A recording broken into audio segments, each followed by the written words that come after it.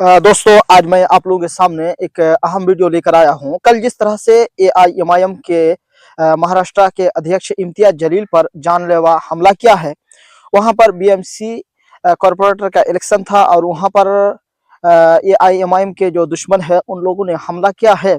और जिस तरह से वो हमला किया है वो निंदनीय की बात है।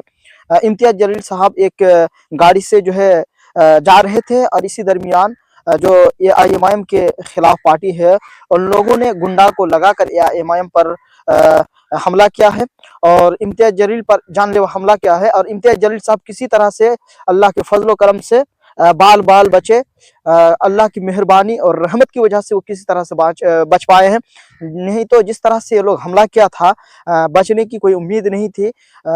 कहा जाता है कि वहां पर कुरैशी नामी से कोई शख्स है, उसी के जो है औलाद, उसी के बाल बच्चे, उसी ने जो है वहां पर जो हमला करवाया है।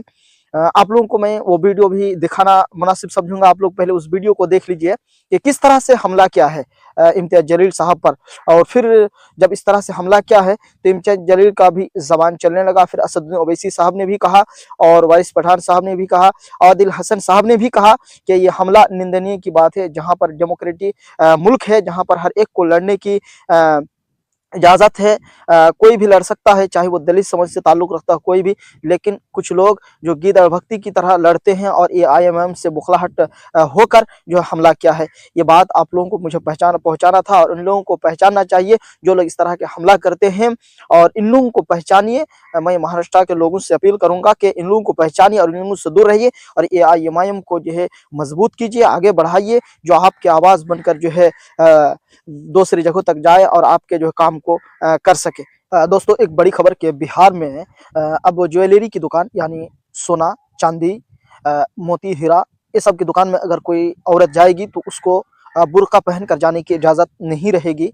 ये जो है बिहार में फरमान लागू किया है और आरजेडी के विधायकों ने जो इसका जो है कड़ी निंदा किया है और उसको जो है विरोध किया है। इसी तरह एआईएमआईएम के लोगों ने भी इसका जो है विरोध किया है कि किसी भी तरह से बुर्का पहनकर, ये मुसलमानों का हक है, मुसलमान जाएगी। अगर आपको कोई चेक करवाना हो, कुछ करवाना हो तो आप चेक करके भेजिए ना, कौन मना करता है। लेकिन बुर्का पहनकर जाना किसी मुसलमान औरतों का, तो ये इस्लाम उसका जो है हक अधिकार देता है। और दूसरी बात यह है कि संविधान भी इसका अधिकार देता है। ये कहना है एआईएमआईएम और आरजेडी के विधायकों का कि जा सकती है। लेकिन जो लोग इस तरह के जो है कानून लगाना चाहते हैं, फरमान जो है करते हैं, ये सरासर गलत करते हैं। दोस्तों, बिहार के ये ताज़ा तरीन खबर है कि बिहार में अब जो ज्वेलरी की दुकान यानी सोना चांदी हीरा मोती की जो भी दुकान होंगे, किशनगंज में, अररिया, पूर्णिया, कटिहार, जो भी जहां पर बिहार में, वहां पर बुर्का पहनकर नहीं जा सकती है। दोस्तों, एक बड़ी खबर के तिहाड़ जेल से, दिल्ली दंगों में तिहाड़ जेल में बंद किए गए थे बहुत सारे मुसलमानों को।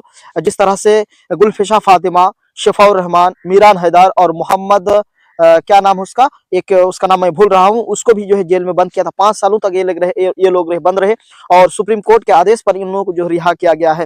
दोस्तों, इसी तरह से होता है कि कुछ सालों तक जो है जेल में बंद कर दिया जाता है, इन लोगों की उम्र चली जाती है, जवानी जो है बंद कमरे में रह जाते हैं और कुछ आगे कर नहीं पाते। इसी तरह से जो है सरकार बंद कर देते हैं। जिस तरह से उमर खालिद को भी बंद किया हुआ है अभी भी, और सरजील क्या नाम है उसको भी बंद किया हुआ है अभी भी। इन लोगों को नहीं छोड़ा, बेल नहीं मिला है, लेकिन इन लोगों को जमानत मिली है। शिफाउर रहमान, उसके बाद है मीरान हैदर, गुलफिशा फातिमा और बहुत सारे लोगों को जो है रिहाई मिली है।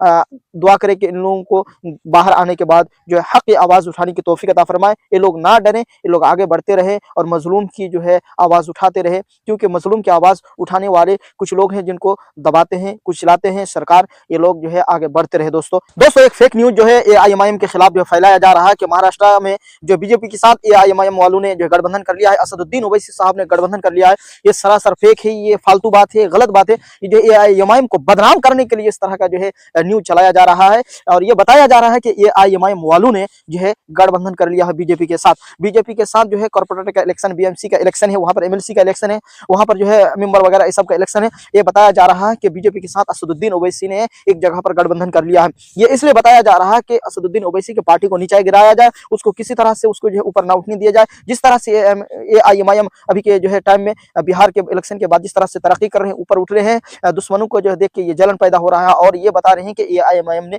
जो है गठबंधन कर लिया बीजेपी के साथ, लेकिन ये सूत्रों से मालूम हुआ है कि एआईएमआईएम ने बीजेपी के साथ गठबंधन नहीं किया है। उसकी कोई दूसरी हालत होगी जो इस तरह से बयान कर रहे हैं कि एआईएमआईएम ने बीजेपी के साथ गठबंधन कर लिया, और ये बता रहे हैं कि जिस तरह से लोग कह रहे थे कि बीजेपी का बी टीम है वो साबित हो गया, इस तरह की बात कर रहे हैं, लेकिन ये सरासर गलत है। दोस्तों, आप लोगों को ये बात बताना था।